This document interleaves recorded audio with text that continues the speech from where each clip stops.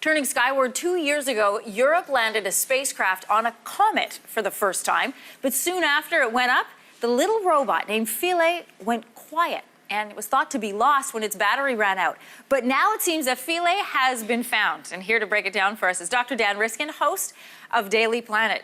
How did they find it? Oh, they've been looking for 2 years. It's like the biggest Where's Waldo game in the solar system. It's like this rocky thing that's 4 kilometers long, shaped like a duck, with shadows everywhere. And it's, you know, you see these pictures and it looks like a nice black and white picture, but it is the color of soot. It is black and it is far from the sun. It is dark. And so they've been like just cranking the gain, trying to get a glimpse of this thing.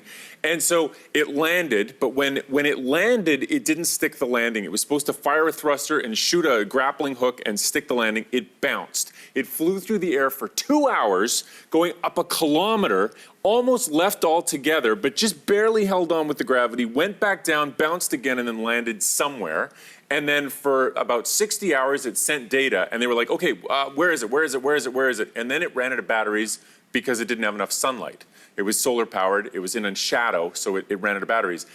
As the comet got closer to the sun, it fired up a couple times and said a couple things to the orbiting spacecraft, right. But it still wasn't quite clear where it was. They have a pretty good idea, and the problem with the whole mission is that it's coming to an end. So this month, at the end of this month, they are going to finish the mission by crashing that orbiter into the comet.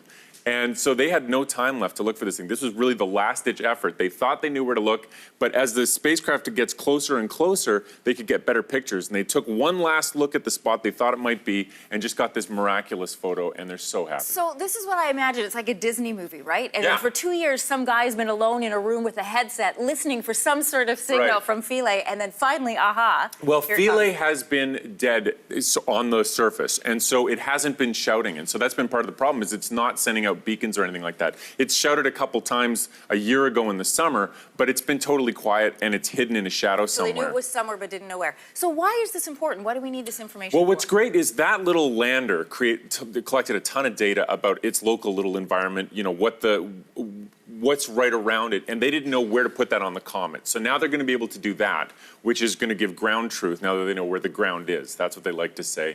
But as the mission comes to a close, now they're going to get that orbiter coming closer and closer, getting more data about what is floating around in space right around that comet. I mean, you got to understand what has been accomplished with this mission. It launched in 2004 before iPhones came out, right? Like, this is old technology. It got out there. It was a blurry fuzzball in the sky before we got there. Now it's shaped like a duck. Now we know all the nooks and crannies, and we're going to get just a look at this comet. And it's sad that the mission's ending, but we're going to do a big special on Discovery on September 30th about that.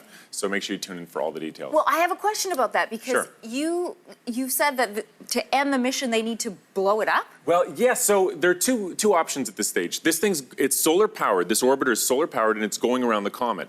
And the comet goes around the sun every 6.5 years. So they could leave it in orbit around the comet and have it go into hibernation mode because it doesn't have enough sunlight, and hope that when the comet comes back in about 4 years that it's still working, and then do another trip around the sun, kind of doing what they already did. Or they could bring it in really close, get as much data as they can about the off-gassing and all the different molecules that are there, and then let it crash, end the mission on a high note, and that's what they've decided to do. So September 30th, it's going to hit. Philae's going out in a blaze of glory. Yeah. Rosetta's going out in a blaze of glory, absolutely. Okay.